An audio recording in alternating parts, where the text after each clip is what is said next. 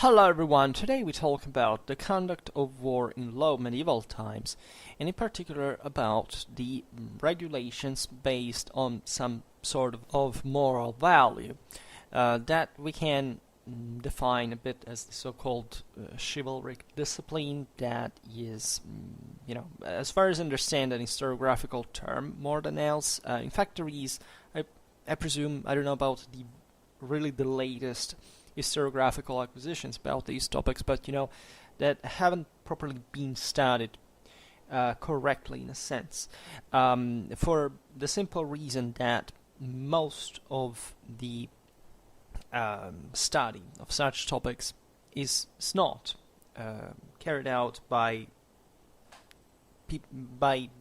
properly historians of the art of war, right?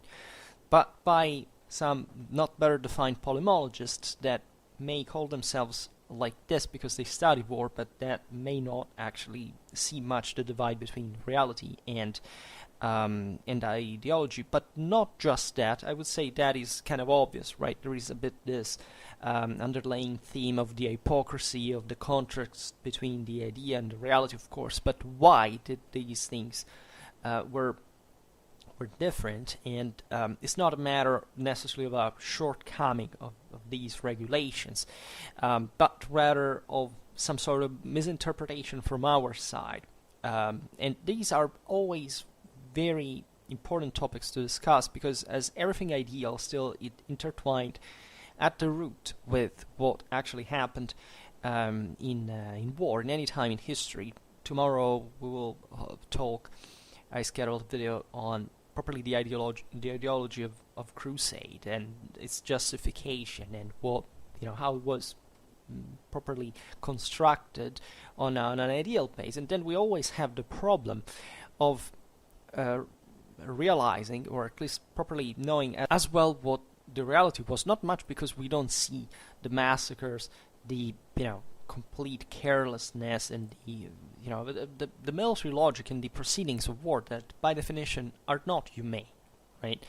But that do not, for this reason, make necessarily war immoral per se. We're close of it since, but rather for an even more important and fundamental question, that is a historical one, that is, what did the protagonists of such violence actually believed about it, right? And and my advice is always to look at these ideal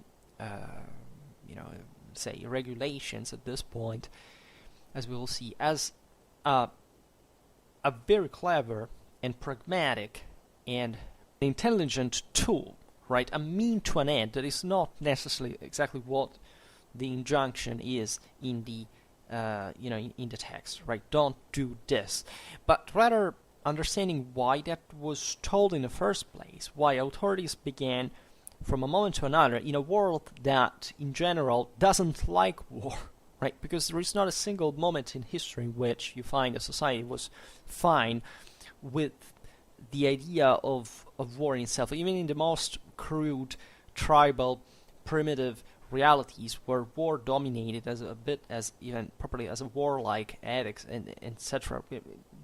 Famously enough, even in the sagas, etc., war was seen as a negative thing, right? The negative thing par excellence. Where yes, of course, the warrior could arise as kind of the hero of the situation, but exactly because of a set of motivations and values that were not just about making war per se, but rather fixing a reality that was in a sense motivating the same war, in a sense justifying it. But we're not interested in that because that would be a more moralistic approach. And in my opinion, at least historiography has not properly addressed fully what's the problem from a practical point of view. Because, you see, I wanted to say something else, but I think I forgot. I will come back on it surely. But obeying various motivations, this is the point I would say. The powers and military authorities of the time, we're talking about low medieval times because they start being more documented in that regard. But don't think that before there wasn't such an effort of regulation. That always existed, right? Authorities often try to impose on their troops this some sort of chivalrous discipline, right? That, as far as we see, it's, the moment in which it was enforced, in a sense, or at least, propagandized, it reflected already by itself a reality where this didn't quite work the way it had to, right? That's why I say also consider what these regulations were issued in the first place. That is, it's impossible to erase from war certain practices, especially at this time. At the same time, I would like today it will be a very violent video, by the way. So there are also pictures here that, I don't know, we are all adults here, hopefully, but it may be disturbing, even if in art, in medieval illuminations themselves, because as a military historian, of course, I have the duty to stress at every single time how terrible war is, right? But exactly not to make people fall into the idea that there is something inherently morally positive or negative in the military instrument, but rather seeing why the military instrument is used, and by whom. That's where the moral problem mostly lays, right? Otherwise, today we wouldn't even believe in the value of resistance to tyranny, or things that are at the core root of as pillars of our civilization and civic education, democratic culture. What I wanted to say, as it came into my mind, but it's a bit polemical and a sort of digression, but still important, is that, but since I make YouTube videos, that there are, I know at least there are famous medievalist, apparently, I don't know who he is actually by as a living, but a prominent YouTuber who discussed the attitude of medievals towards war. Some came up at some point in a video, was criticized, was unusually apparently acritical in some ways, and a bit apodictic, to say the least, and that I would have liked to comment, but I don't do this because I don't want to enter in direct contrast. I mean, I can easily explain these things just through my own content when I'm following anybody's trail, but that fundamentally the medievals loved war, as if there was, something intrinsic to medieval, whatever medieval means, by the way. The Middle Ages never existed, nor we can't even say even territorial. What are we talking about? Which cultures, which peoples, right? It doesn't mean much, right? But say by approximation, I understand this feudal reality, mostly Europe, Western Europe. I don't know what it was referring to specifically, but do not own this feature. Like that is a great, I don't think he's properly a military historian strictly meant, but a comparative and diachronic study of military history shows you that in the history of mankind there are fundamentally two trends. With the development of civilization, the destructive means increase, right? That is, when war is made, which happens less frequently in a sense, the more civilization advances. And for reasons here, that's why I should make a video about that. It's not just about civilization in itself, right? You shouldn't confuse this as a progressive,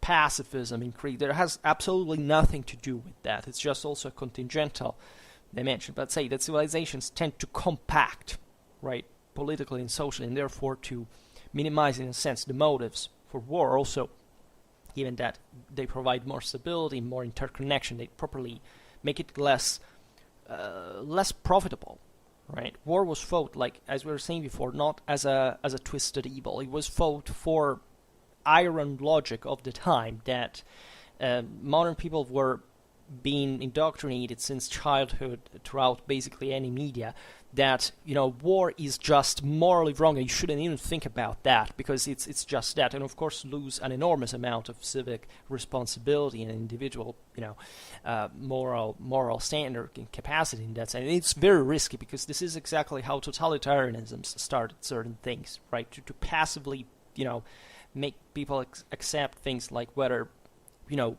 war or not war, or or thinks that, however, maybe even not fighting a war may cause a genocide, for example, somewhere else.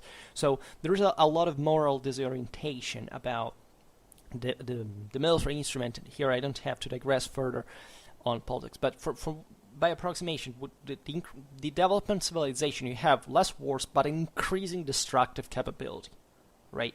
If after World War II, statistically, wars froze compared to other, military activity properly froze compared to other periods in time, and we still live, after all, in spite of our more recent revival of belligerence worldwide, in one of the single most pacific times in history of mankind, is because nuclear weapons, first of all. But this destructive capability is not an excuse. It's also, it requires more responsibility and properly knowledge of war. That is what we were saying before, and that's also part of the reason why this channel exists. It should be understood, should be told, should be discussed properly.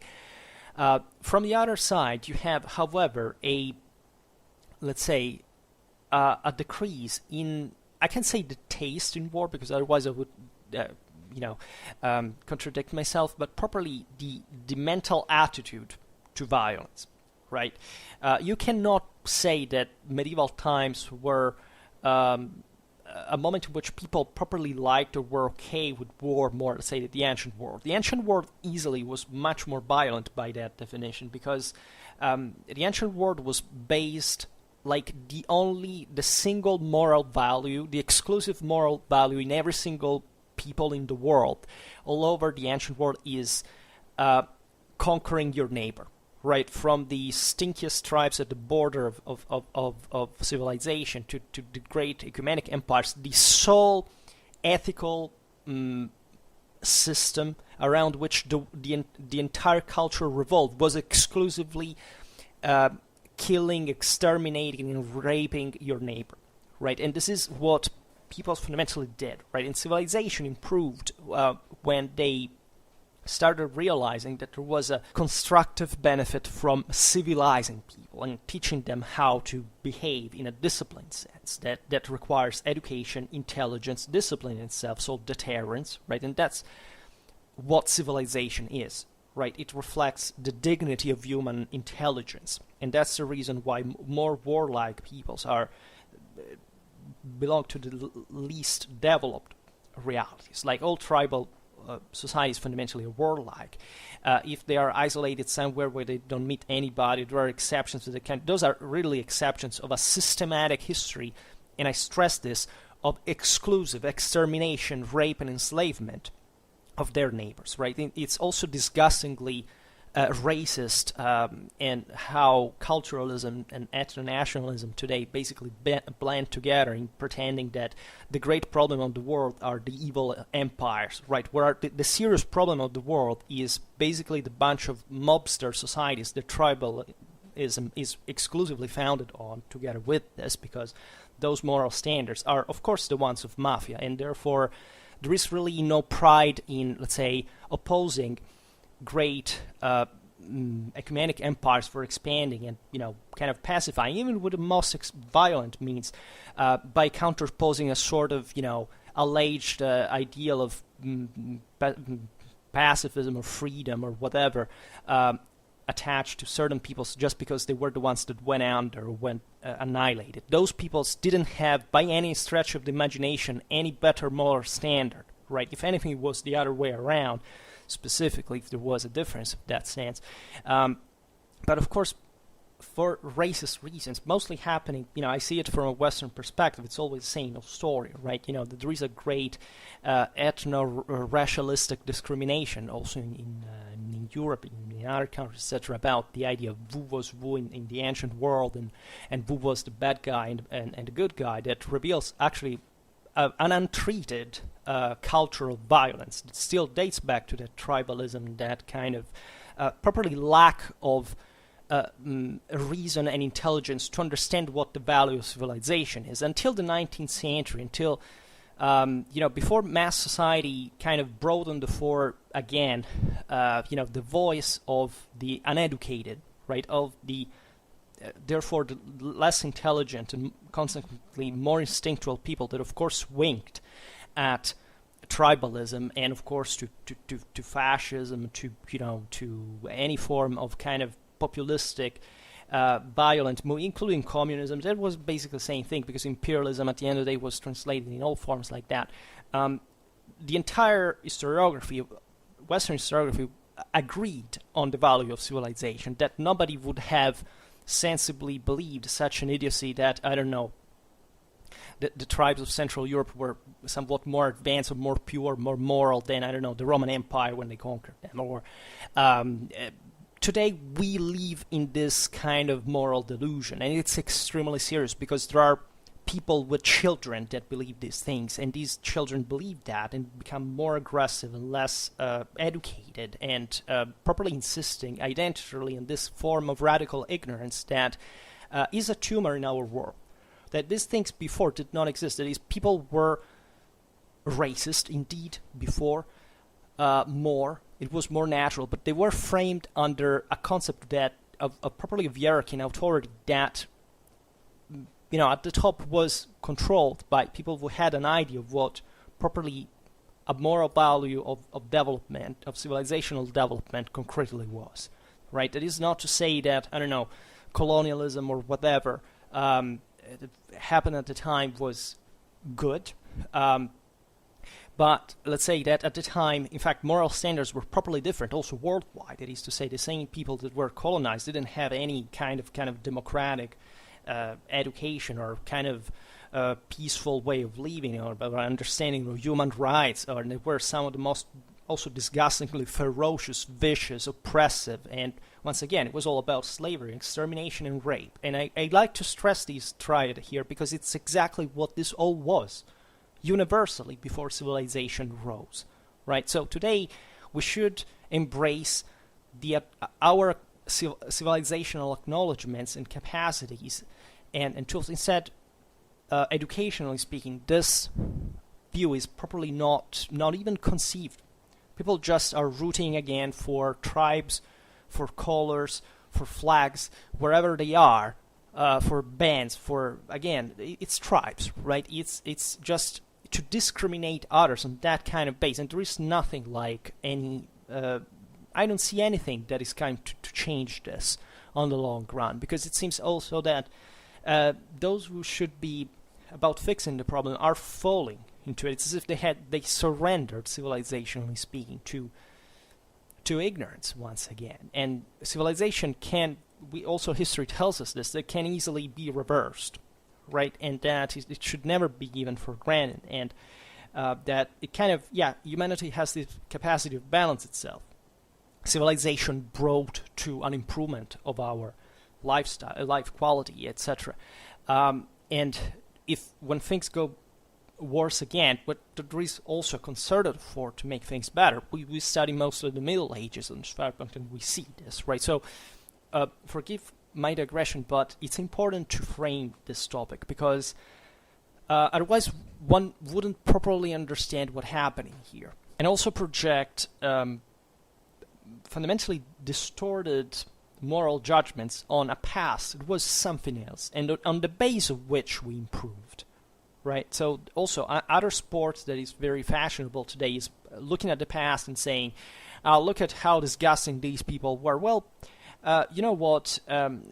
Those same people understood that was not a good way of living at some point, and they did improve. And there were just other people who came later, who lagged behind in process, etc. And then things changed. Of course, you wouldn't like to live in the medieval civilization, right? But by today's standard. But still, it's important to realize that the reason why you live in a civilization today is also because of that. And even because of those tribes, man, at the beginning, when there was literally nothing different from that. Because somebody made the effort to keep things on. And surprise, surprise, this also happened through the military instrument.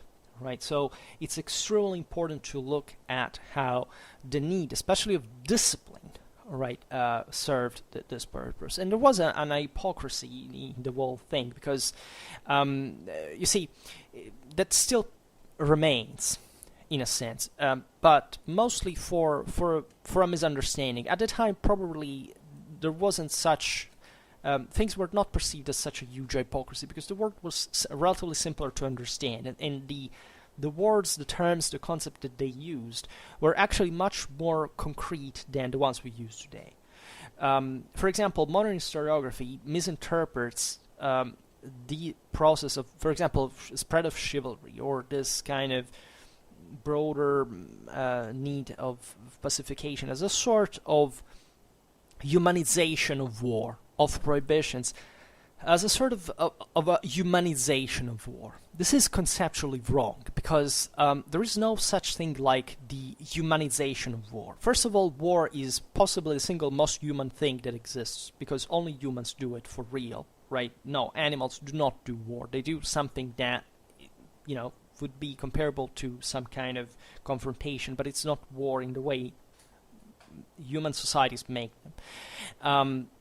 You see, as Clausewitzians, we know that the proceedings of war are not humane, and that there is basically nothing you can do about that. The Wolfgang starts by the phrase that, everybody who thinks that war could be waged like in a kind of a more humanitarian sense is essentially doing an anti-humanitarian service, right? Because it's basically prolonging a struggle that in absolute terms, the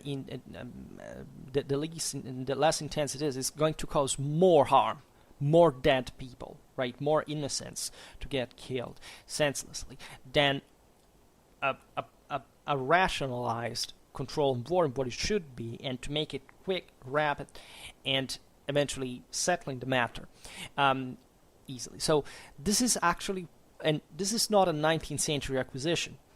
We can't digress on the Funkrieg as well, but for those who have followed the series, the happy few, because the others think that that's not important and they are mostly attracted by pictures and other things, but that's really the cream of the channel for that, but not because it's the channel, but because that's von Clausewitz, right? If anything, is that war? Von Clausewitz is describing how war has always been fought historically, right? So in the Middle Ages, you can find Clausewitzian intentions, right? Including that is essentially what we're discussing today. That is aimed at the strengthening of the efficiency of the armies themselves, right? When we find in some medieval sources, laws, etc., the fight against, let's say, the so-called evil excesses, against, quote, looting, robbery, assassinations, sacrileges, violations of women, fires, imprisonments, etc. Well, the effort to eradicate these phenomena, that of course was impossible practically, but it surely could be reduced, benefited, and that's where you have to read the thing Clausewitzianly, civilian populations as much as the princely rule, right? That is properly what is in these last centuries of the Middle Ages is being formed essentially in a subtle direction as that civilizational phenomenon that we're talking about before, right? European powers are compacting with an ever more stable political and territorial dominion, with an increase in pacification. To respond a bit to the thing I said before, was medieval warfare, let's say, more welcome at the time than in other eras? Really not, right? This is absolutely not the case, if anything, because, there were namely pacific religions, not pacifistic religions. There's never been such a pacifistic Christianity. That's just a myth, and also a pretty violent one, ideologically and also practically speaking. And looking at the history of heresies shows it pretty damn well. But maybe this was being studied. There was a higher degree of militarization compared also to modern times in a way, because more people were in arms, right? But this has nothing to do with people liking more or less war, right? Of course, it was fully in a non-secular society at the time. People were exalted with even chivalric stories that were still about violence. After all, chivalric discipline wasn't about not killing. It was about killing in the right way, right? And this is true, but let's say in ancient times it was the same, like the entire Europe, Mediterranean, and beyond, literally being obsessed to replicate what a psychopathic serial killer like Achilles would do, right? And literally that's what the youth was all obsessed by. So in the Middle Ages were something similar, but still in a bit or different measure from times of, when you could literally believe that there were, half gods, waging war, like in the mobster, like in fact Minoan civilization, things like that. So aside from this, that I take a liking to these parallelisms, but I should stop. There was properly the need of a compaction that you can easily see at the end of the Middle Ages, right? The 15th century is not the 11th century, where basically, the entire Europe was ruled by those mobsters. You can argue that 15th century were just more powerful mobsters. Yes, that's exactly how it was before.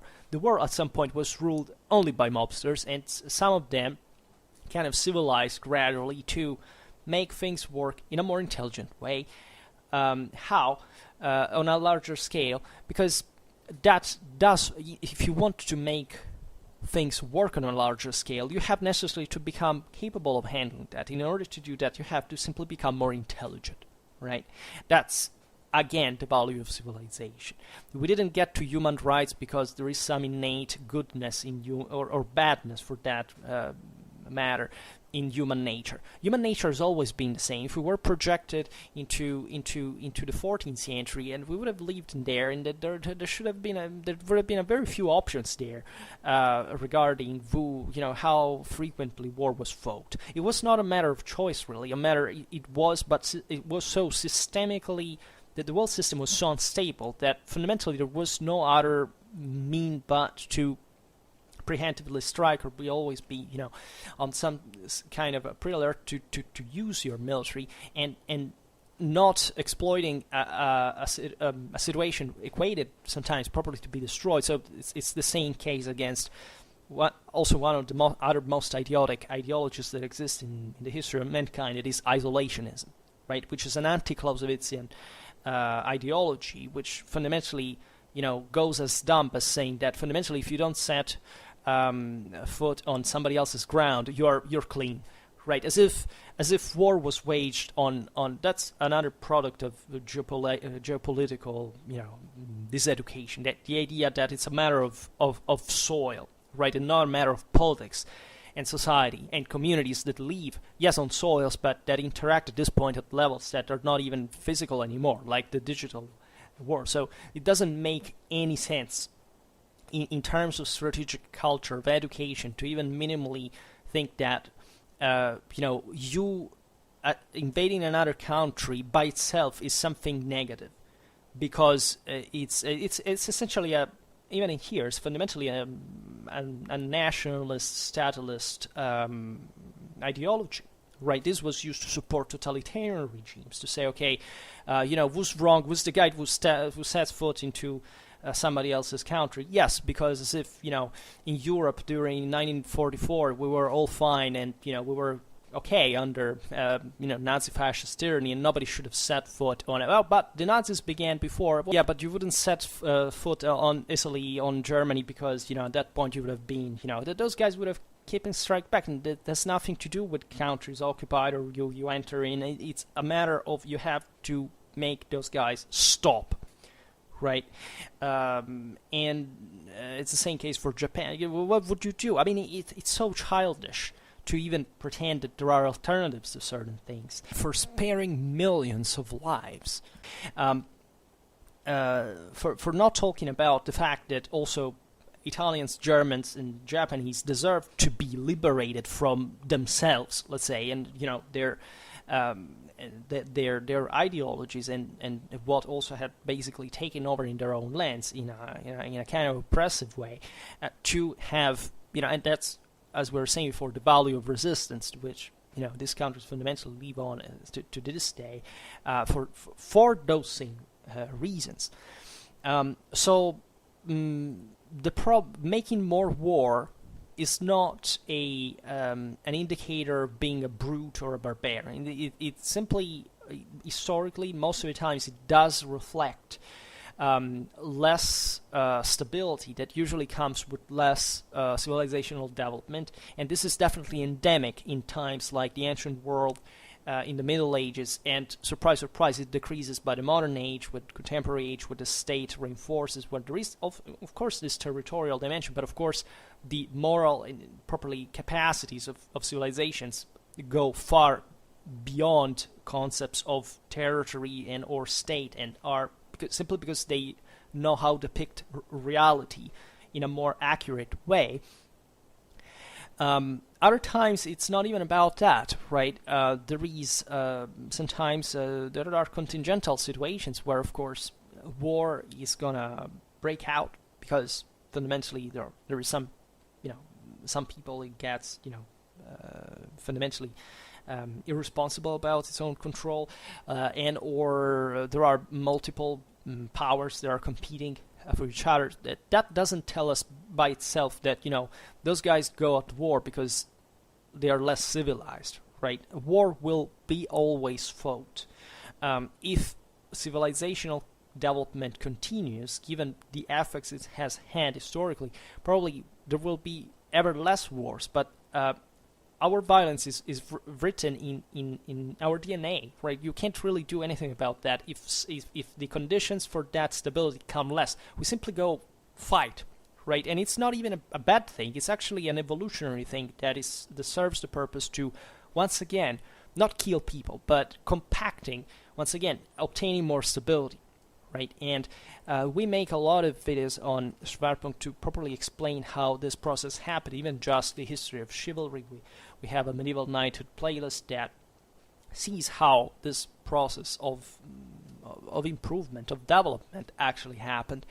And it did pass through, of course, moral, to a moral background that we generally segment in the sense ancient medieval, but it was, as we were saying before, it was mostly like a primitive idea being diluted over time, right? The Middle Ages not existing are not even properly, there's just this trend of development, of improvement, right? Of broadening of horizons, of intellectual capacities. But of course, it was still the coexistence with a world that, let's remember, it came exclusively from a kind of a military background, right? The function of, still in the Middle Ages, but even today in modern state, like, violence cannot be eliminated. Deterrence, like, how do you send children to school if you don't have some law enforcement in that sense? If you don't oblige their parents to do it, how do you say people when they can't get their voting right at a certain age? How do you tell people whether they can drive a car or not, right? You need deterrence, because if that guy says, no, I don't want, there is a policeman arrives there and arrests the guy, right? And if you don't have that violence delivered, there is no thing like a civilized society. And also we know, historically speaking, that the philosophical terms of homo homini lupus was this kind of dramatic picture that of a sort of once upon a time movement at the beginning where everybody killed each other. And in hunter-gatherer times, probably, it would have looked somewhat like that. But still at the time, those societies, of course, had a hierarchy, had an organization, and gradually they developed in the communities that we know today, right? But the essence of political control based on the capacity of delivering justice and therefore order, and therefore using violence in a political instrumental way, is at the root of any kind of human association ever since humans properly exist as a species, right? So, and there is nothing that we can do about that, and that's the reason why we must study war, because if we are ignorant about this, we don't know how to use those means. We will in fact, that's why we're so opposed to culturalism, because culturalism basically tells you that it's just a matter of choice. You can't be violent or non-violent. And if you are violent, it's because you're a brute, and if you are non-violent, fundamentally, it's because you're an intelligent person. The choice always exists, but has nothing to do with the situations you can find yourself in, and it doesn't tell you actually a good nothing about whether you're a barbarian or a civilized person, right? So it's a myth, and there is hardly anything more rational than the military in the way it's properly conceived and organized, and also fights, because a war is exactly the human activity in which the greatest things are at stake in the narrowest interest of time and space, right? And that's why it's so forcibly rationalized in the way it's waged, because and the moral question lays all in the political decision that decides to make war or not in the way war is waged, right? And this is what we're talking today, how war was waged and what the regulation came about for, right? And denying this is an anti-civilizational value, because culturalism has fundamentally no other philosophical justification but racism. Like culturalism, it basically says there are peoples who are inherently more savage than others by cultural characteristics, not because of their stage of development or capacity. And this is a purely racist statement. So culturalism is probably one of the greatest shames in the project. Of course, it came out with fundamentally also the 20th century in this forced illiteracy posed on strategic culture and the oblivion of or the complete misunderstanding, or even the complete lack of reading of the Clausewitzian theory. And there is nothing even minimally to be proud of, right? And it should be probably it should disappear, right? Hopefully we should study it for the abomination that it is, but of course people should be properly reschooled to be given a literacy in strategic education, because if you don't have that, you properly can't understand 1/3 of human civilization, because human civilization revolves just about around this: politics, war, and society. That's the triad, and that's how it works. If you take out one of them, you have basically one chunk. It's as if the world you lived in constantly had 1/3 of your vision or understanding of information taken out, and you surely don't want to live like this. But most people concretely live like this, or even worse, because politics and society must be understood as well. I'm sorry I'm digressing, but I need to say these things at this point, because the better they are repeated, the more they are repeated. We're not talking about von Clausewitz too often recently, so it's important to properly reconnect them with what we discuss, also historically speaking. And just know that the whole channel is about this, right? If you thought that the channel was just about history, like a storytelling, just know that Schwerpunkt has not even remotely anything to do with this, right? So if you don't like this aspect, don't watch Schwerpunkt, because it's literally, you're in the wrong place. So there was, the ideal dimension is important as well, because you must convince people how to fix, let's say, the conduct of an army as well. So this is the reason for which some military regulations of the Middle Ages contain instructions and slogans of moral nature, because they appealed fundamentally to certain shared values at the time that could find some kind of meeting ground, right? They would agree with. This is the case, for example, the quote statutes, regulations, and customs to be kept in arms promulgated by Richard II of England in 1385, right? Under the death penalty, it is prescribed not to, quote, profane the Eucharist or the tabernacle containing the sacred species, of not to pillage churches, not to bring violence to clerics, women, or civilians. Pillage or extortion of food is formally prohibited as well. This is a very interesting document, by the way, issued fundamentally still in the arc of the 100 Years' War. That was one of the most, as properly the reflection of the French and English statal capacities. So some of the most advanced powers in Europe at the time, properly they showed the amount of violence that such national monarchies could deliver as a concentrated political, social, military force, right? These indications of not to profane the Eucharist in the tabernacle, says, containing the sacred species, not to pillage churches, not bring violence to clerics, specifically this ecclesiastical part, is actually way more common in any age. Like I found them in Carolingian capitularies, in basically in every circumstance. And I always like to point it out because there are people who watch me because they presume that even though I am definitely okay with religion, and I made a lot of videos about medieval history, there are lots of people who get full ideological nuts and believe that, the Middle Ages were a time in which there were those pure, deep, traditional values, right, that stand from, not necessarily from religion. I'm not making a point pro or against religion in this sense. I'm simply saying that, everybody was nice, right? The Europeans were the Christian white guys who were the good ones, right? Well, in every single kind of these things, you find a hint of not to burn monasteries, not to violate churches, etc. Guess why? Because this happened all the freaking time, right? And not to commit adultery. Sometimes that meant raping women, right? And the interesting thing is that we find this stuff, the sadly interesting thing is that we find this stuff properly not just on Christian territory itself, of course, but properly on friendly territory. That is to say, these things were issued sometimes when armies had to march, sometimes hundreds of kilometers in their own friendly territory.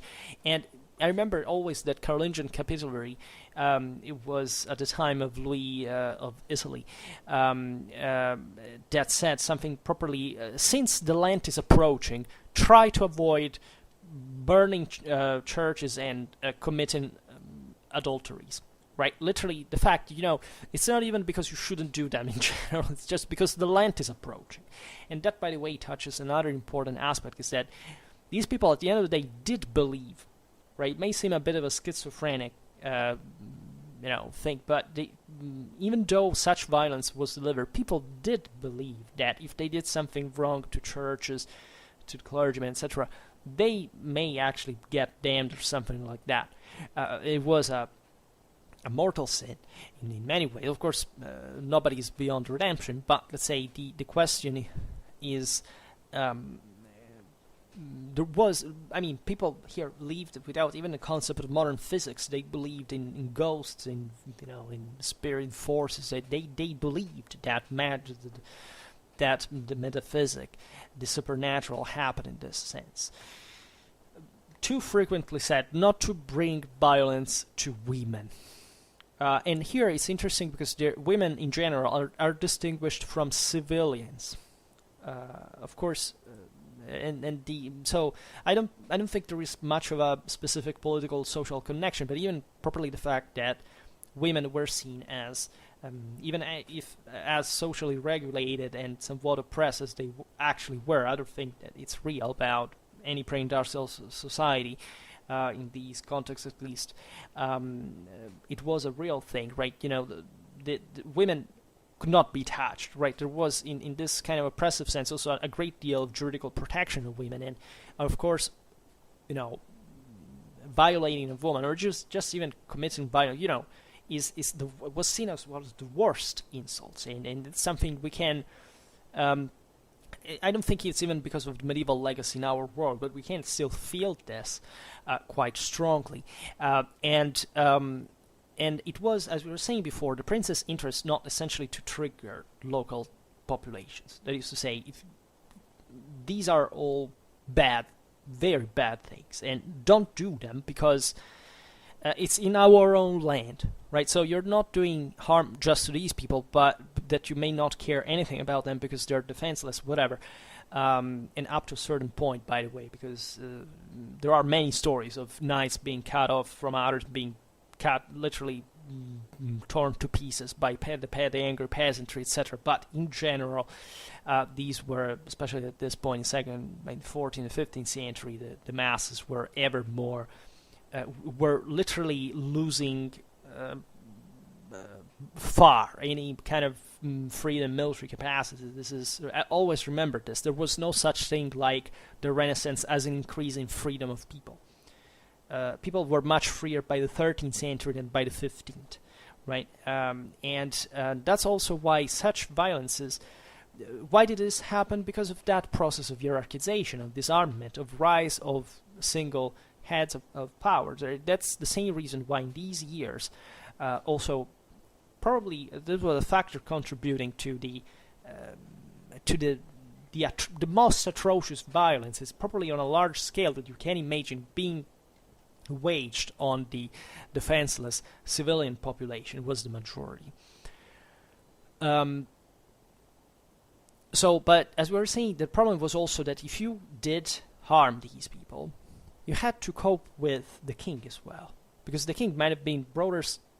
Even if this had happened in an enemy territory, and the thing is self-understandable, it's in friendly territory as well, but the king might have had a bigger plan, bigger scheme for which, I don't know, he didn't want to trigger that region, even if it was foreign one, where the army was crossing, right? So if somebody behaved badly, they had to be punished, because the king, who had the force, who had the power, could kill you at that point. He was not one of those defenseless civilians. Of course, medieval standards are ridiculous in this sense, because discipline was, regarding to these matters, was you can imagine what, right? Because of the broader instability. Don't confuse this with discipline properly in the armies as such, right? Because armies did function well, and the better they function, this is the problem, and the more effective they became against the defenseless as well. Hence the need of regulation, right? They weren't passing from a they were passing from a more tumultuous world to a more dangerous one, because at the end of the day, those armies were concretely more dangerous. If you didn't pay them, they would simply, you couldn't even control them at some point, and this continued happening. Even, look at the modern age. There are so many examples. Also, pillage or extortion of food is formally prohibited, but we know that armies were not, troops were billeted in private property, and this would remain the norm up to the second modern age, at the earliest in Western Europe, right? We have also other interesting info from a bit previous time, that is the 1158 Lex Pacis Castrensis, issued by the German Emperor Frederick Barbarossa, right? That began a series of a tradition in the empire of legislative acts corresponding to a similar design of pacification, right? Yesterday we were just talking about the Third Crusade, and how Frederick Barbarossa actually made a great effort not to let outbreaks of violence against the Jews spread in Germany at the news of the Third Crusade. In England, instead, they broke out. It was pretty bad, but at that point, a powerful emperor had the capacity to mitigate this, and that's quite interesting as well. So, yes, the 12th century, ridiculous coercive capacities by statal standards. There was no such a thing, but still, right, the fact it was a powerful sovereign could provide that deterrent force necessary to spare, in that case, Jewish lives.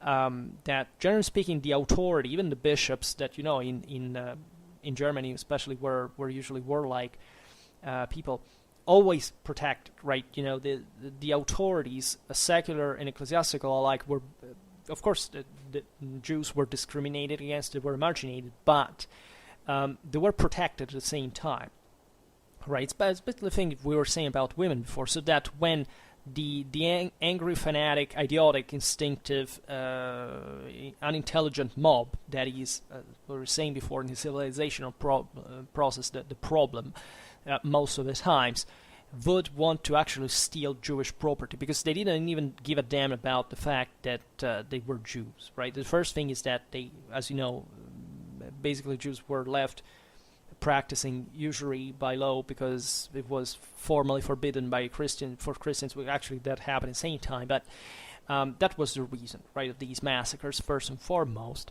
Well, the local nobility, the local bishops, with their armed retinues, defended the Jews, right? It's very famous in the case of Archbishop of Cologne, led him in his castle, etc. So authority even in a world of garbage like that one was, even for the same jury in general, for our standards, still began to display this civilizational intelligence from the elites, as always, from the most morally and materially gifted part of society, the actual capacity to prevent these most stupid violence. There is a document is much later in time in the empire, the Senpacher Brief of 1393, that protected women, churches, and other sacred places. It's interesting that the woman is equated as a sacred place, and I don't think it's a coincidence in this context. So, you see, this was not an effort to humanize wars. This is a misconception. This is essentially an effort to maintain things under control, right? To at least say that if you do something wrong, you should fear for that legal terms. The question is, given that we know what the average at the end of the day throughout all the Middle Ages and even these last centuries actually was, what is that actually stamped, right? The capacity of bringing order in this way.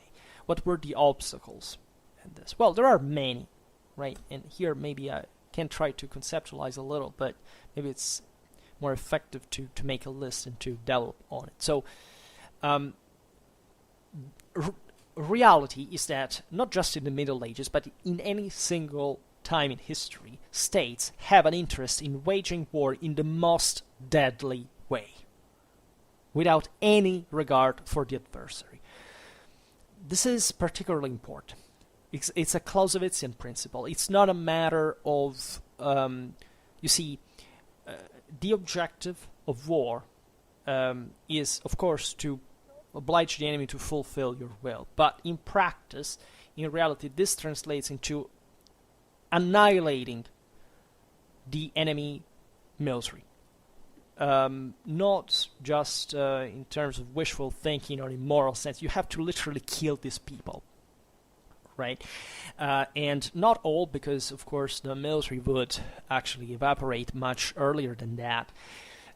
But if it doesn't pass through it, you can't fundamentally win a war, because the reason why there are people in arms that are trained and organized, etc., is that facing you is based on the fact that they have that violent capacity to oppose to you, and if you don't take them out, you can't achieve anything in that sense. And in order to take them out, it's not just a matter of meeting ideally on a plane and saying, okay, let's get it done with here.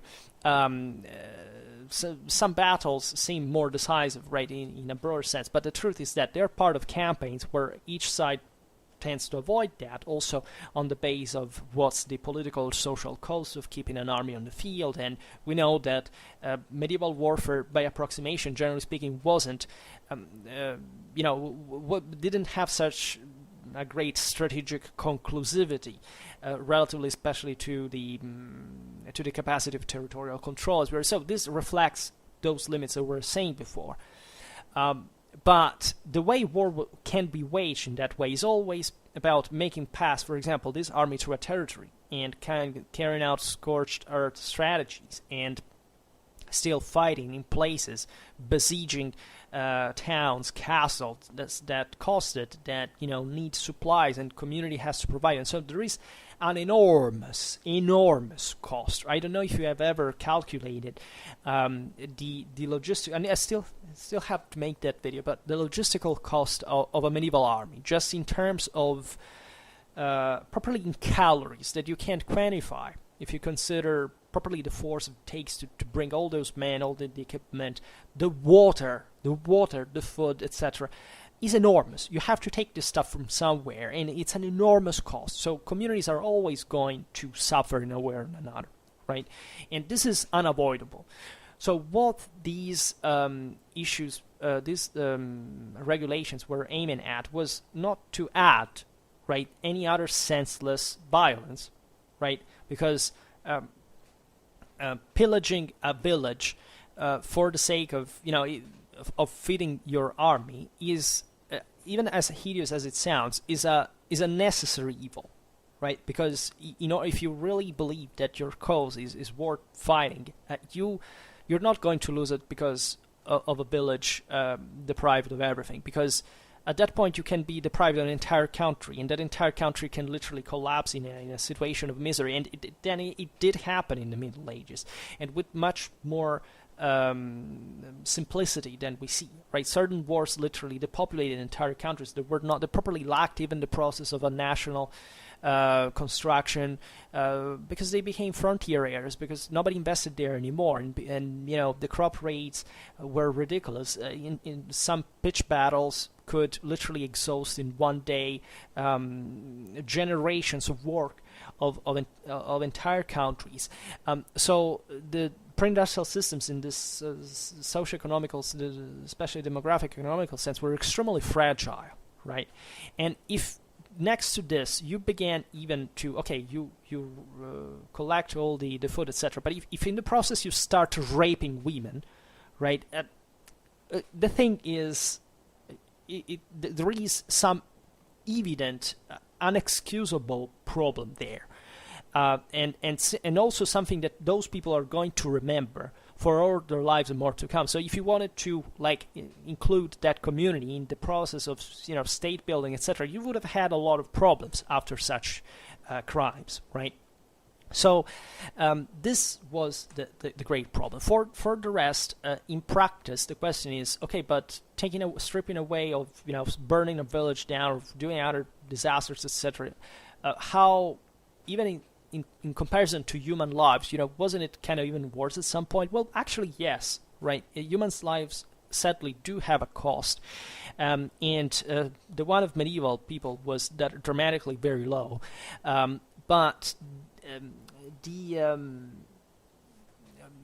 just systemically without war, by the way. So let's say that these early effort to regulate a bit this looks a bit like not even international war, but still the fact that, I don't know, we listed a king of England, Holy Roman Emperor. I mean, they're not just the least people in the world, so it's a sort of, general improvement of what war fundamentally should be about, but in a maximized function. That is, don't send armies just to pillage and loot and rape and kill. There is not just about this, by the way. You read easily medieval chronicles of newborn babies butchered down. I mean, some of the most unspeakable violence that you can ever imagine, right? That was, it was atrocious for the time, but kind of average, in terms of things that could happen normally in one of these wars. So think about that. But still, it's a first step, and as moderns, we have to understand that what we have today in terms of human rights, of civil order, and international law, etc., conventions, did pass through that, right? And it's not even, as we were saying before, it doesn't have to be given for granted even now, right? Because at some point when you look at martial law, whatever, you realize that certain rights are suspended. Like, you can't fight a war without sometimes destroying so much, even just in it's not just about human life and collateral damage that always exists, and there is really nothing you can do to take it out, if not kind of reducing it, but properly destroying places, right? And it's a convention. The Geneva Convention is quite fascinating. There are lots of aspects that, I mean, today would also morally perplex us, right, regarding to certain behaviors that are actually allowed in international law in case of military engagements, etc. But we don't have time for this. But there is a very interesting idea was thrown in to boost the disciplinary standards there, that is the one of treason, right? That was used both to prevent these massacres. That is to say, if you disobey your king's orders, you can literally be traitor, right?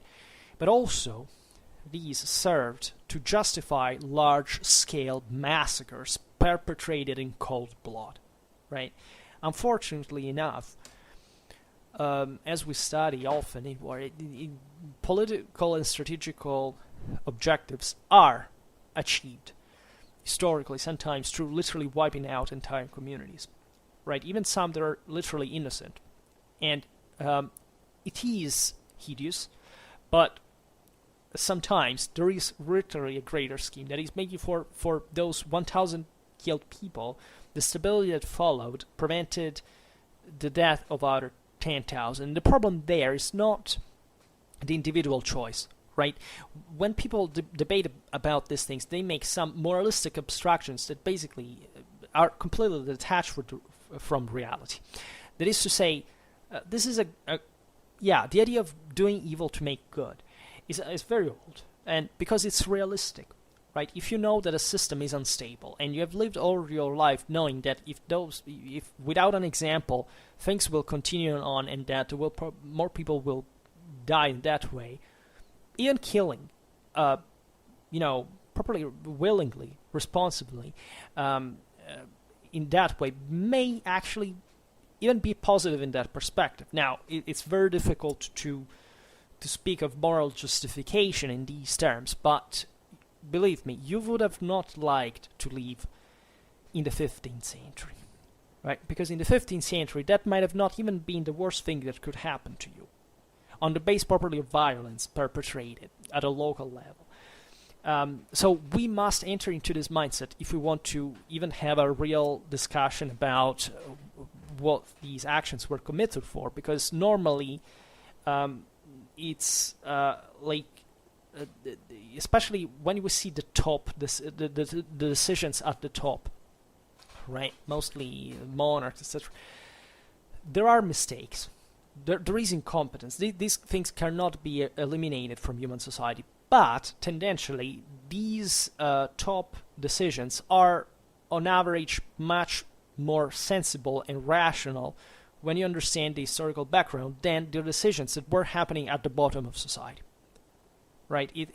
This can be read in many ways. Exactly in those centuries, think about the Jacquerie in France during the 14th century. The peasantry had been disgustingly oppressed on a mass scale, right? And the peasantry rebelled because of that. The problem is that these people were morally and materially inferior because they didn't have literally anything, and they rebelled exactly not because they were, previously ever happy, but because at that point, the only opportunity was either dying by sword or starving right to death, or sometimes even, they had some other option.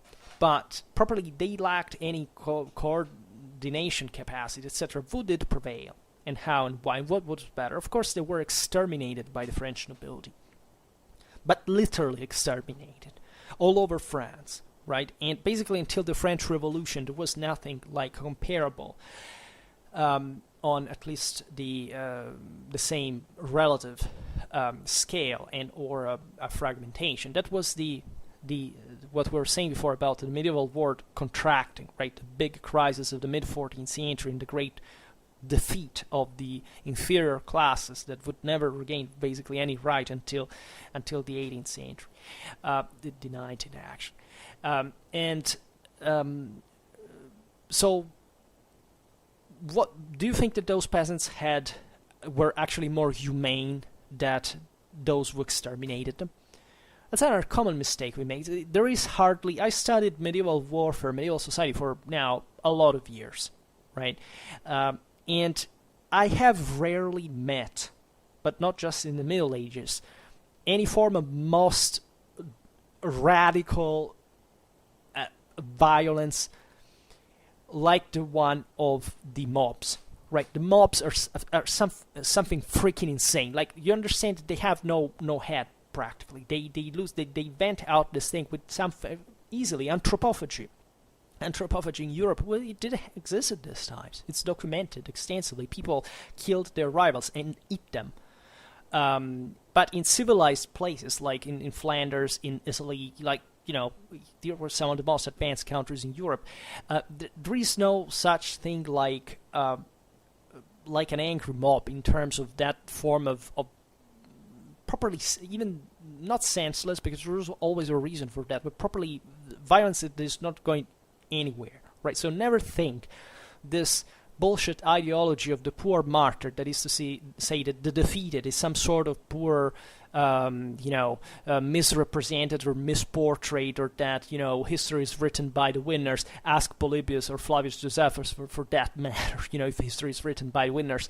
That's one of the most idiotic phrases one could ever pronounce, if even had a minimal understanding of history. The defeated, more often than not, is the one that doesn't fit that world. And it sounds ugly to say, because of course the world is made also, of course, by the winners in the way they defeat the others. But reality being that you have to motivate the outcome of such things, and understanding that easily that in the case of the Jacquerie, for example, the French nobility was a dramatically more intelligent, far-reaching, horizon-wide, element of society compared to the peasantry. I mean, it's kind of a child's game, right? It's like shooting on the Red Cross. And of course, peasants would have not gone anywhere in that specific context. Or even if they could have had, the fact that they failed is because probably they lacked the understanding of how to make things work. And you can't go out there without knowing how things work and pretending to make it work. That's civilization. And as ugly as it sounds, because we're talking about over the corpses of thousands of people who were systematically destroyed in a most sadistic way, like the nobleman at the time had even a kind of proto-racialist contempt towards the peasantry. The peasantry,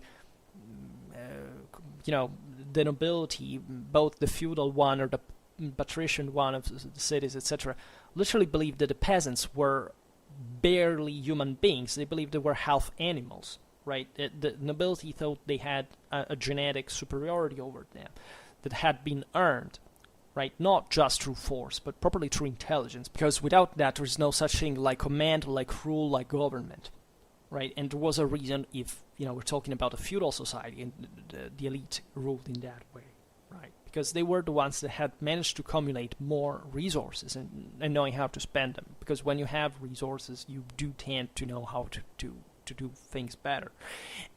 And if anything, because the same resources bring you to do it, right? And we can't speak of, speaking of violence, historically speaking, is too easy. But because given the amount of it, on several occasions during the 100 Years' War, the English monarchy gave proof of relentless cruelty. And part of the reason being that the English had found out that the good way of doing stuff, that is, bring war overseas, right? Not in your own country. And that's literally the reason, a substantial part of the reason why even the English monarchy kind of survived integrally as a power in those, because for 2 centuries they managed fundamentally to develop an extraordinary military instrument, but making it pay all to the French, right, through the chevauchée, these enormous devastations that were something atrocious, unspeakable in the scale of violence and destruction, right? Later, the French weren't different. Both Louis and Charles the Bold, for example, ordered later on systematic devastation to their troops and mercilessly killed those who dared to resist. Right, the means were pretty much the same. Similar atrocities are encountered, or on a more or less similar scale, in the Crusades against the Hussite heresy. Right, consider that Bohemia lost in the 15th century 1/3 of its population after the Hussite wars. Talking about a population of millions, by the way. There are so many other examples. And in general, this repression is there would be, to make an interesting excursus about also the traceability of this. That is, like, say, in relative terms to the amount of the population, did more people die, I don't know, in the 11th century because of these massacres, or in the 15th, let's say? I was thinking about it today, and I think there is no way to answer that historically. Like, because we lack properly the sources for both periods, and overwhelmingly, especially about the 11th century.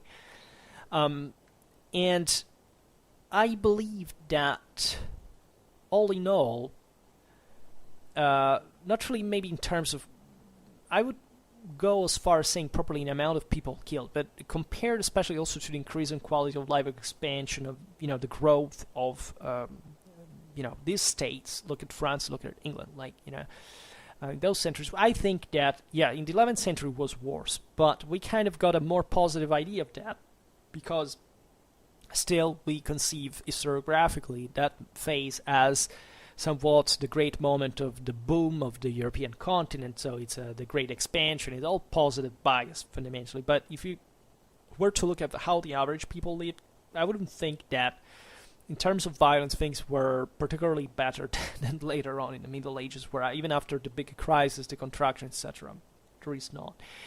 And it would be a lot of other interesting considerations to make in parallel to that, even for previous times, such as, I don't know, the late antiquity, contraction and other things. But going on with the motives, you see, let's say the right of war, the discipline of chivalry, and the more or less internalized rules of conduct which were imposed on the combatants could apply only to armies composed of a specific amount of troops, right?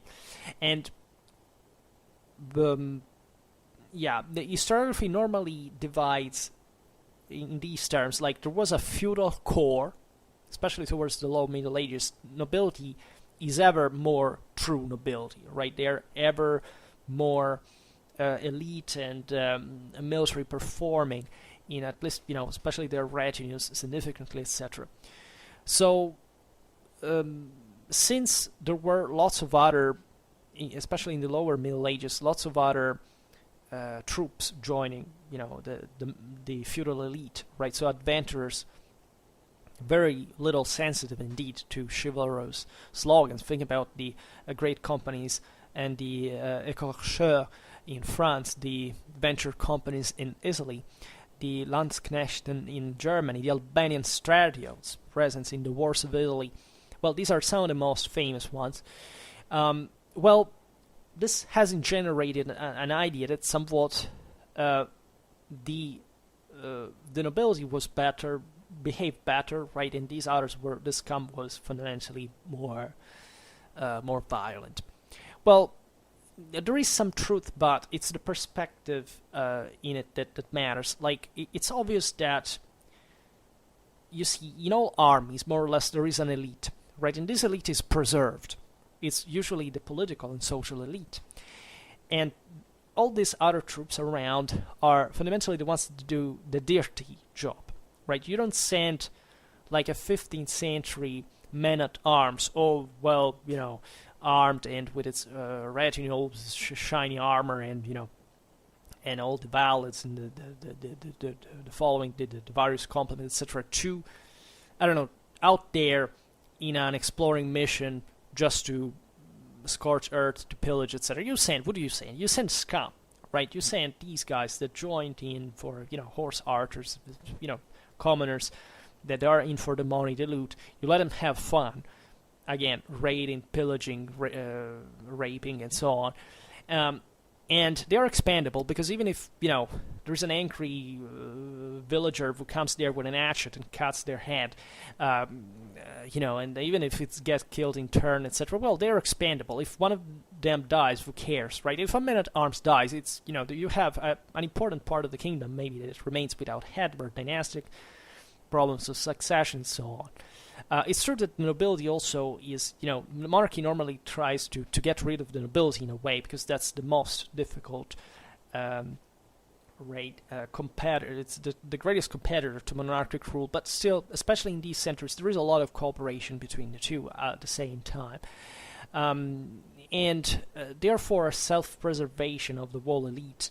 That sense, instead, these guys to do what armies had always done, right? In the 11th century, the knight would do the same, because in the 11th century, knights also were scum, right? Were, as we were saying, sons of mobsters that wouldn't receive their feudal heritage and would go around, literally do whatever they want, living, killing people, and stealing their stuff and do whatever they want, and finding the guy would pay them better in their own retinue, right? Hoping to make a good marriage with an heiress that would give him land and start a new life somewhere else. So thanks my eyes, that mercenaries and commoners, this other rabble was historically more violent than the nobility. In a sense, the nobility was also fiercely violent. It's just they would just at this point dirty their hands less in those kind of operations, right? But were of course very violent people. First of all, because their entire education was based on military training, but and properly their leadership required such aggressive mindset. And they would commit some of the most atrocious massacres in the end themselves, because also, yes, they are elite, but are not so detached from the battlefield or from operations for not committing atrocities themselves firsthand even, or ordering their men to perform them. So it is obvious that a chivalrous propaganda would kind of resonate the most among them.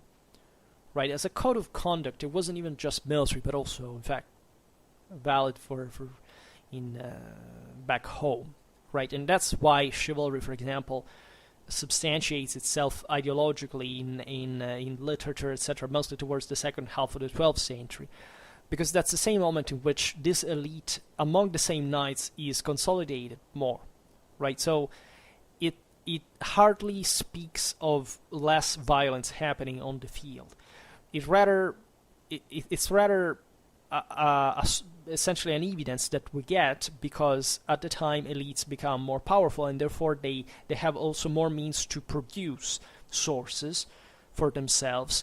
And we have to accept also that most sources that we get is from the elite. That is to say, we have no idea of what, not even peasants, of course, but even the average knight would actually think in that situation, and how violent he actually was.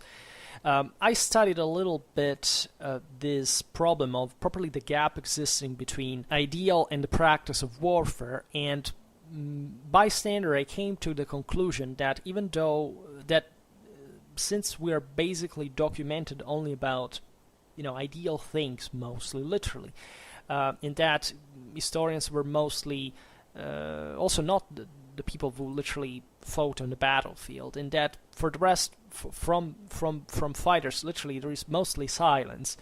And even when there is not, we see an habitual practice of warfare that surely was very violent, in which people didn't even understand much the difference between civilian and military life, whatever it meant at that point in history.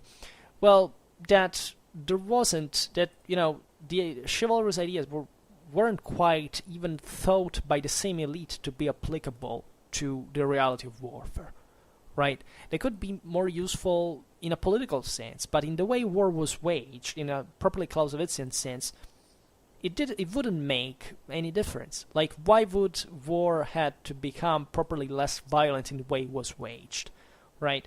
It was right and civil and intelligent to say, let's spare, let's not commit senseless violence. But again, if an army was starving to death, they probably, for those times, needs rather than moral standards, they wouldn't do actually much about it. They would let it happen, right? Like, look at, after the 20th century, do we have to teach to any of our ancestors, any kind of lesson in that sense? I think that most knights were quite also considering the violence that is accounted, that we read in chronicles, etc. Well, somebody did this stuff, and it was mostly during the High Middle Ages. All mostly the knights and their retinues, etc. this violence was pretty much shared, even as a sort of value, right? Let's always consider this, that before Christianization, before the great effort, civilizational effort that the church made, and understanding extremely well the needs of greater cohesion and pacification, trying to apply them also ideally with this esprit de corps, with this belief, this fate, the fate of the knight. There was a huge social cost properly for investing into Christian education of knights, right? And the moral models, the warlike ethos, it was essentially drawn still from a pagan background, or at least for values that were fundamentally not different in violence from paganism, right? And these things were not lost for a long time. I mean, as long as the aristocracy properly fought on the field on a regular basis, well, those things were always kind of there, right? And just, of course, the history of thought refined and became ever more intelligent as armies became ever larger and society and states ever, more developed and so on. And that's the process we're talking about before. There was some kind of containment of violence. This is yet another topic that today we can't fully discuss. I mean, the idea that aristocracy would this is exactly what I wanted to say in an anti-culturalist sense, that this regulation of violence started from the elite. So what, according to culturalism, should have been the most barbarian element, the one that made war all the time, these were the ones that were intelligent enough to understand they had to regulate themselves first and all others, right? That's why tournaments started appearing. There were this kind of adventures, arms, grappling, the padak, and all these things. So what were they doing? Well, they were seeking and experiencing separate manifestations of combat, right? Whereas when we look, as we were saying before, at the commoners' wars, we see something way more violent, right? And this is kind of understandable, also because of what we were saying before, of course, but also we have to understand that the same aristocracy rode such movements, right? There wasn't in the Middle Ages a commoner society separated from an elite society, from a feudal society. They were basically always cooperating one with another. Next to commoners, you always find some men-at-arms, right? Even in the most kind of anachronistically democratic processes, like look at the Flemish at Courtrai, or the Swiss in the early, also in the early 14th century. They weren't fully just commoners. There was nobility that was also kind of eagerly putting their military expertise at the service of these people. That's the military instrument in a Clausewitzian sense we're talking about. And surely there was a much rougher and, in a sense, more democratic way of war, right? There was some class struggle in this sense. Think about the crossbow, right? What was the crossbow virtually? You see how easily we can misinterpret things. The fact that it was banned by the papacy. What really happened is that at some point in the 12th century, they decided that the crossbow was dramatically dangerous, especially for the elite, right? Because the crossbow is fundamentally an anti-cavalry elite. Let's be honest about that. It killed horses, right? And that's something that as a knight you don't quite like so much, that in theory knights wouldn't kill their horses, and actually they would do it. But that has zero to do with the problem of the crossbow. That is, if you trespass a person with a sword or a crossbow bolt, does it make any difference, morally speaking? No, right? You're just killing a person. So it was obviously a problem of the elite saying, we don't like, during the 12th century, where the middle classes were rising a bit, that these commoners now become so dangerous. That's the reason why the crossbow was, quote, banned, but nobody actually ever thought to really ban it, nor the papacy, nor the aristocracy. Actually, the same aristocrats made use of any kind of weapon, including crossbows, even from horseback, and this is often obscured by sources themselves, not much because of a moral reason, as it's said, but simply because, mostly there were more effective ways to fight from horseback in that sense. So it wasn't their specialty specifically, but they would be able perfectly to do that. So it's obvious that when, I don't know, think about the Flemish communes, they rise against the Kingdom of France at the beginning of the 14th century. Well, the Flemish normally systematically massacred the vanquished and refused the practice of ransoms, right? Judged as a deception and cowardice, right? It would be obvious, why wouldn't noblemen kill each other? Because they liked each other, because they could make money out of that. If the problem of the Flemish communes in that case was getting rid of feudal elite governing them, it's obvious that they would kill them. This is another Clausewitzian concept. And therefore they would massacre all, the Battle of the Golden Spurs was literally the thousands of golden spurs that were stripped from the dead bodies of the flower of French cavalry, being literally slaughtered at Courtrai. Now, an offer to the Virgin Mary, by the way. So, so the nobility did they ever care? As we've seen about commoners, no, right? It's a myth to presume that knights were unaware of the capabilities, for example, of infantry. And that's also a gross myth that inexplicably still lives on. In previous sources, in previous years, it was kind of obvious that the nobility was superior to commoners because nobody had ever achieved that kind of sole infantry victories up to the early 14th century. It starts appearing in Europe in the first half of the 14th century before the crack of the Black Death. So, of course, the contrast was reinforced ideologically, was something new, had never been seen. So the nobility retaliated. They began to massacre more these commoners as well. But would they do something different before? Commoners were not ransomed normally. But since we get that, for example, this can be easily explained by historiographical dynamics. That is, the early 14th century is way better documented than previous centuries. So since we get the info that, okay, the Flemish do this thing new now, exactly in these years, and they killed nobility. Is there really a connection between the fact that the nobility, when defeating them, would slaughter them as well? Because, frankly, that's what they would normally do if there was some kind of rebellious commoner, right? And therefore, we don't have to think, as we were saying before, that that war would be particularly more violent from the nobiliar side, just as a retaliation in that specific situation. Of course, there were inflamed,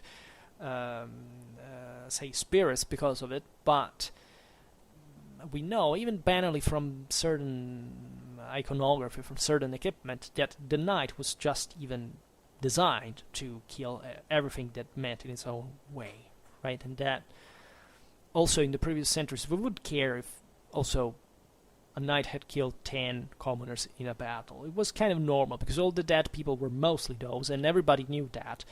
And what was the point even of saying it? You go to battle to kill people, that's essentially how it goes. So what's the deal, right?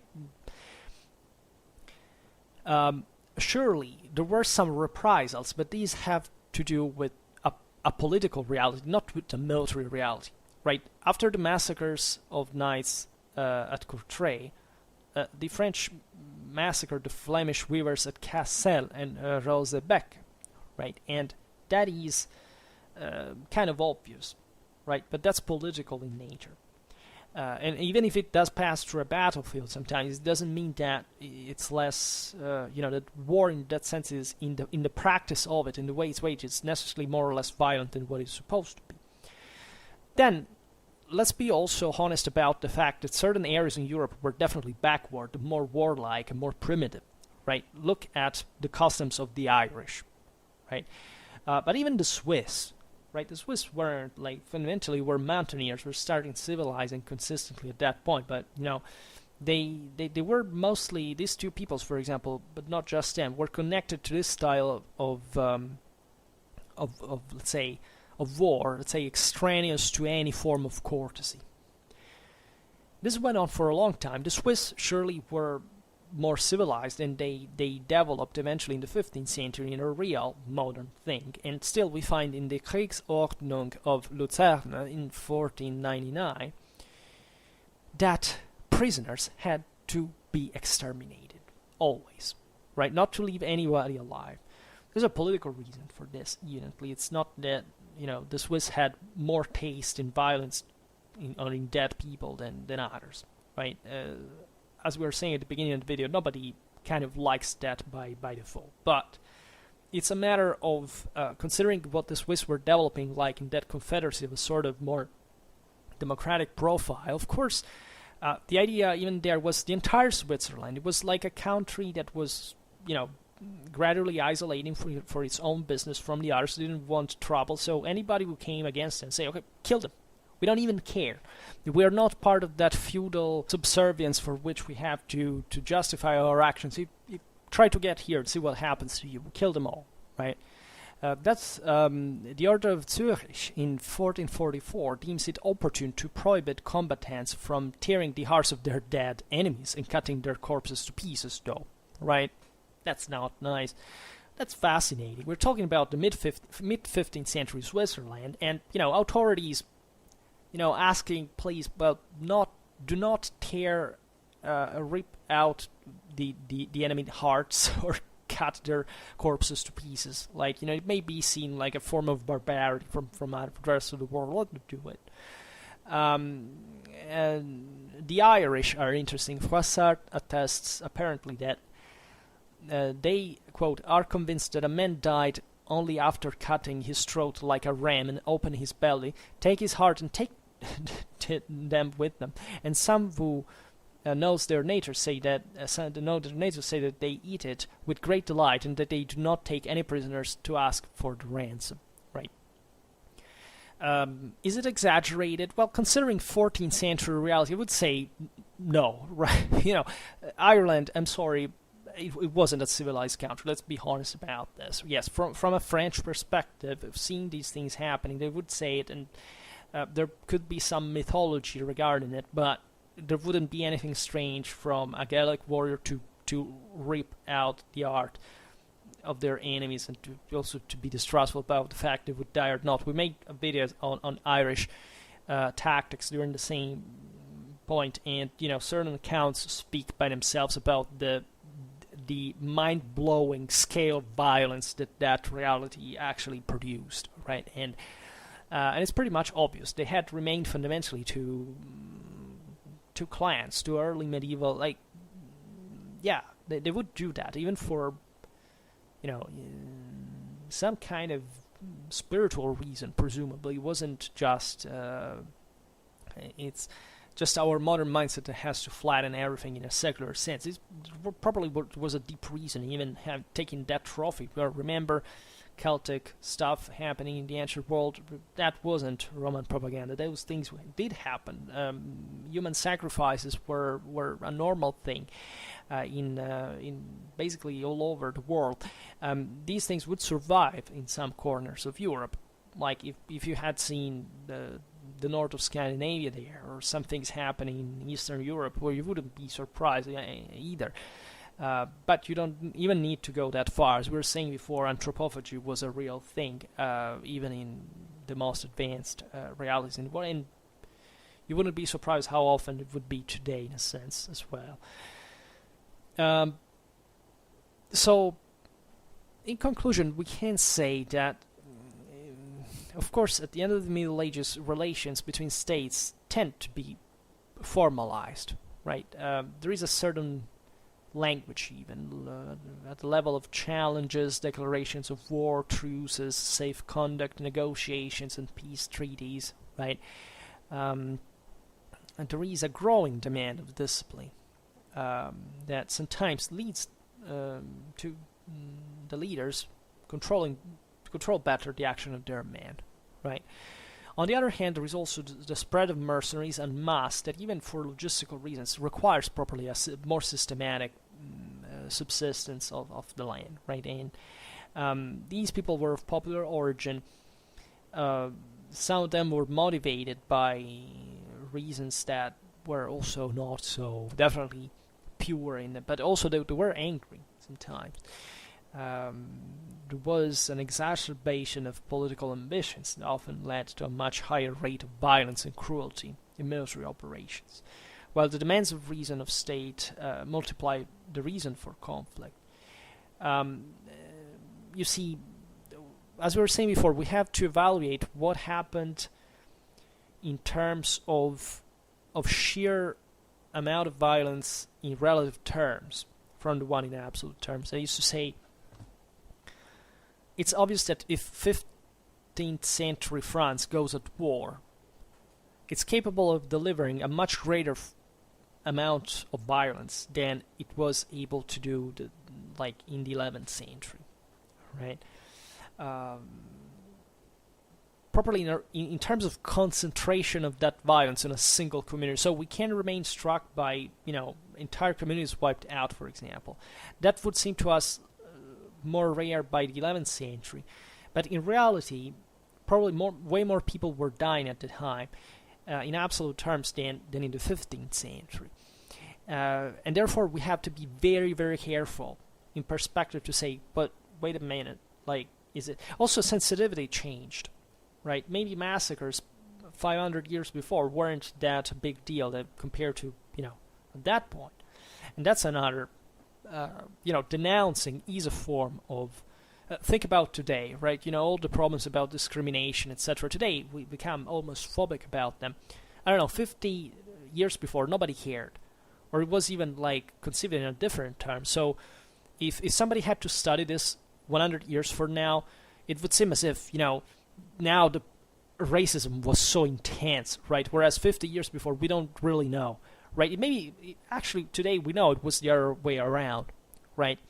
And that also there were different dynamics that surely kind of made it increase, and they must be taken into relative terms and contextualized. So I hope that this was clear enough because this happens at various levels of historical assessment regarding what was like Europe in the 11th century, in the 15th, or in the 6th. It's not so easy. Like, perspectives can, especially when sources are absent, can easily trick you. And you have to develop further some kind of comparative skill, in a sense. But it is true, indeed, that by the 15th century, the scale of the capacity of a single army or a single country to wage war was much increased, and that maybe, however, it was more contained, was more regulated, right? It was more directed towards a certain place, and this place maybe would suffer enormously. But we don't know exactly whether this capacity of properly rationalizing the strategical effort had actually spared or not people's lives compared to what would happen if that power had not existed and there would have been just a mass of different lordships fighting against each other all the time, right? And I'm in favor of the latter because of the earlier, meaning that things did improve, right? As we were saying before, the world went towards a better standard of living at the end of the day, even in absolute terms than in relative terms. Like the fact that people lost, for example, their freedom in this, especially lower classes, so it doesn't necessarily mean, however, that they lived altogether in such a worse way than before, right? That this is often a common mistake. The idea that since, the peasantry was freer, I don't know, in the age of migration, life was individually better at the time. Are you sure? Because, living out there in the wild, it's not like the romantic, primitivistic myth that, you can easily grow everything and be happy or whatever. You sometimes, and actually the development of the scenery and the national monarchies tells us that most of the times it was actually the other way around. They would prefer to lose part of their freedom to actually have greater protection, greater stability, right? And this normally, it's still happening still today. Yes, development does pass through this as well, because if this loss in absolute freedom is combined by an improvement of the system that provides you with more absolute power individually, still there can be something you can do within that world, right? Such as, I don't know, becoming more literate and spreading more ideas, and making a difference. And that's how civilizations develop gradually, right? And it all passes even through these most violent aspects of it, whether we like it or not. All right. For today, we stop it here. I just hope that you enjoyed this video. If you did, please share it. Otherwise, leave a like or subscribe to my channel if you're interested in my upcoming content. And for now, I thank you heartily for listening to me. I wish you a nice time and see you next time. Bye.